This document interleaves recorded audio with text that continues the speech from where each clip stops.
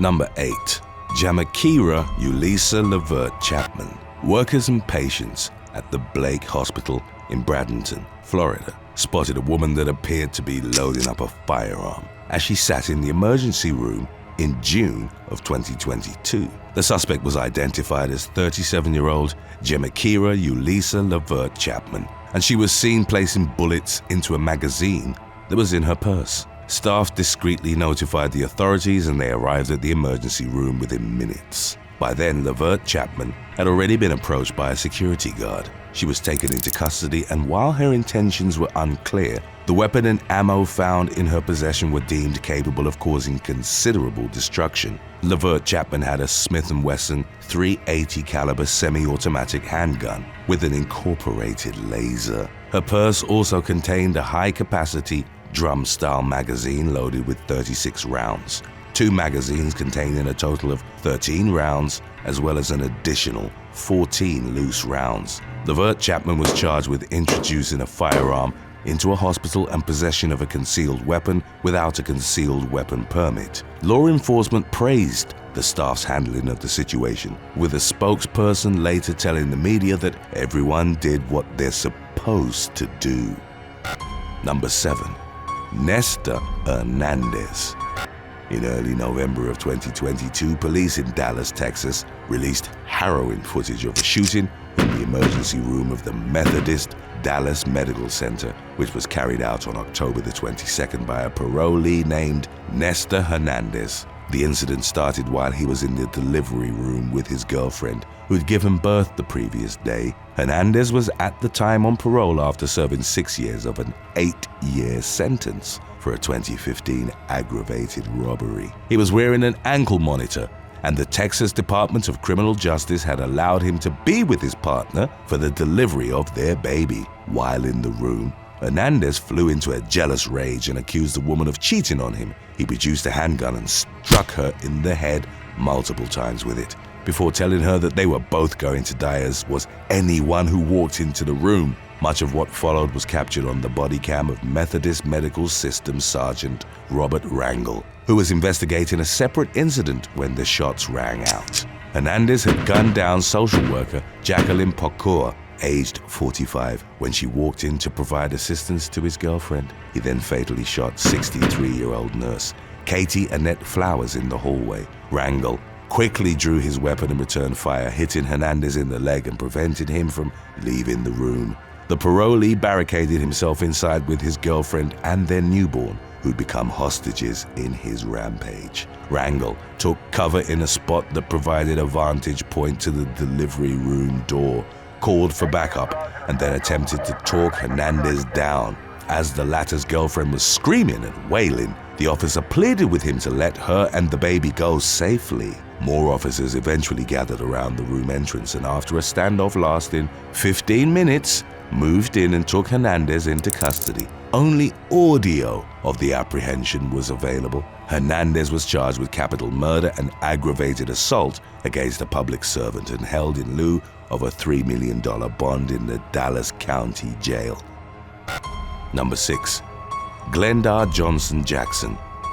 65-year-old Texas woman Glenda Johnson Jackson was brought to the emergency room of HCA Healthcare Conroe in June of 2022 for a mental health evaluation after she'd caused a disturbance at a local business. She was placed on a gurney in the hallway with her arms and legs secured. Deputies had failed to find a small caliber firearm, which Johnson Jackson had concealed in a waistband-style holster under her dress. The woman got a hold of the pistol and squeezed off 2 rounds before an EMS worker successfully wrestled the weapon away from her. The unnamed paramedic was hailed as a hero by law enforcement, who claimed the intervention likely saved innocent lives. No one was hurt in the shooting, and Johnson Jackson was medically cleared to be booked at the Montgomery County Jail. She faced charges of felony deadly conduct and a misdemeanor count of unlawful carrying of a weapon in a prohibited place. Number 5. Ashkan Amir Soleimani. A 35-year-old man went on a stabbing spree at the Encino Hospital Medical Center in California's San Fernando Valley. On June the 3rd of 2022, Ashkan Amir Soleimani, whom witnesses claimed appeared to be under the influence of narcotics, parked his car in the middle of the street and then entered the hospital armed with a 3 to 4 inch knife. Amir Soleimani, who was agitated and sweating profusely, demanded treatment for anxiety in the emergency room and then proceeded to brutally stab a doctor and 2 nurses. 2 of the victims were subsequently pronounced as being in stable condition after being treated as a trauma center. The 3rd, a male nurse, had been stabbed by Amir Soleimani so badly that according to one witness, his guts were out. He was left with critical injuries but was stabilized after receiving life-saving surgery. Parham Sadat, a dental hygienist who works nearby, and his colleague, Faraz Fararnik, ran across the street to help the victims as they emerged from the hospital. Sadat described the scene as a bloodbath. He then closed the storage room door to keep Amir Soleimani contained inside.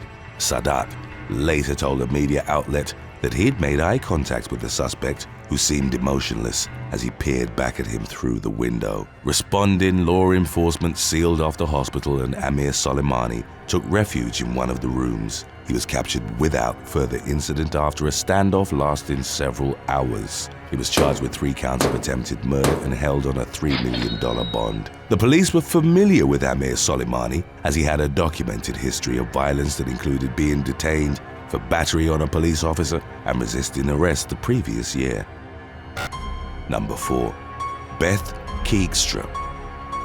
Northern California ER doctor Beth Keegstra was suspended from all the hospitals at which she worked following an incident that took place on June the 11th of 2018 at El Camino Hospital in Los Gatos. 20-year-old Samuel Bardwell had been rushed to the emergency room after collapsing during basketball practice. The young man had been diagnosed with PTSD, suffered from anxiety attacks, and was taking the drug Klonopin, but hadn't been able to get his prescription for several days. Bardwell's father recorded Keegstra on his cell phone as she interacted with the young man while he was lying on the gurney after he'd been waiting for a doctor for 3 hours. Bardwell was dealing with a severe anxiety attack and was unable to rise to his feet. Keegstra pulled on his arm and ordered him up, telling him he was the least sick of all the people in the ER. She then started mocking Bardwell by asking if he wanted to be wheeled to his home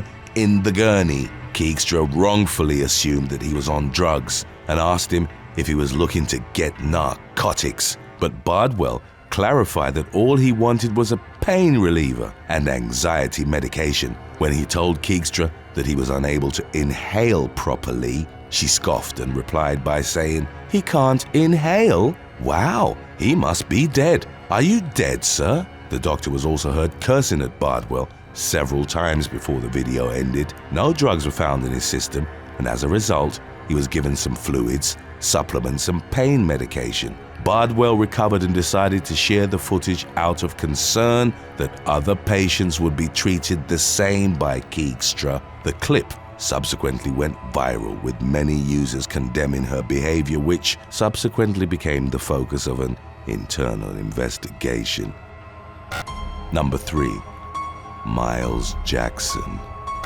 27-year-old Miles Jackson was taken to the emergency room at Mount Carmel St. Anne's Hospital in Westerville, Ohio, after he was found passed out in a nearby parking lot. The incident occurred on April the 12th of 2021, and Jackson had been taken to the same hospital earlier in the day but had walked out. During his second visit, the man was met by Columbus police officers because of outstanding city warrants for his arrest. A struggle ensued when they discovered that Jackson had a gun concealed in his sweatpants, an aspect that local police had critically missed during the initial pat-down. The gun went off in the melee, triggering a standoff between Jackson and the police. He was reported to have shot the weapon 2 more times, prompting 2 Columbus police officers and 4 local police officers to return fire. They shot Jackson 20 times, hitting him in the thighs, backside, abdomen, chest, chin, and ears. He was pronounced dead in the emergency room.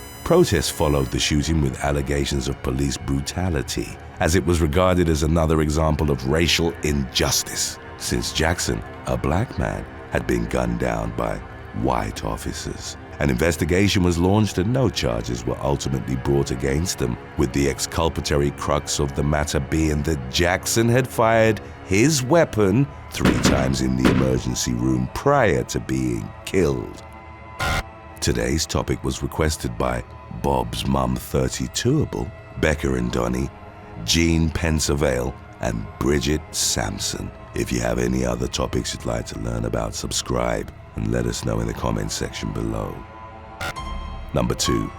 Melissa Ann Kennedy Fegley. Florida woman Melissa Ann Kennedy Fegley was arrested at an ER in Summerfield following an incident in which she'd pepper sprayed a male friend in the spring of 2021. She'd been a passenger in the man's vehicle when he'd reportedly told her that he was moving away. An argument ensued that culminated with 54-year-old Fegley deploying her pepper spray at the man. The victim suffered chemical burns to his face and arms. When Fegley was approached by deputies at the Ocala Health Summerfield ER, she admitted to pepper spraying the victim but claimed to have done so because he'd been driving erratically, causing her to hit her head on the dashboard. Fegley was arrested for domestic battery, exhibiting damage to her face in her mugshot and a redness that was potentially indicative of her also being affected by the pepper spray. Fegley claimed that she and the victim had stopped several times while driving through Marion County because the vehicle had overheated due to his rough driving. Officers noted that she'd had several opportunities to separate herself from the man but had chosen not to. Number 1. Devonta Willis. Tennessee man Devonta Willis faced dozens of counts of aggravated arson in February of 2022 following an incident at Methodist South Hospital in Memphis. On February the 20th, under unspecified circumstances, 35-year-old Willis became irate in the emergency room. He used a cigarette lighter to set fire to a mattress, then witnesses saw him open valves on 2 oxygen tanks, threatening to blow up the hospital. As later indicated by an affidavit, staff and officers had to evacuate patients and personnel out of concerns that the fire would spread. Memphis police then moved in to take Willis into custody, at which point he became combative, threatening to set them on fire as well. He was ultimately subdued and charged with 59 counts of aggravated arson, vandalism of property between $10,000 and $60,000, and resisting official detention. The fire and smoke had caused considerable damage to the room and its contents, but fortunately, no one was hurt. Thanks for watching. Would you rather have a cut stitched up by your best friend or by a drunk doctor? Let us know in the comments section below.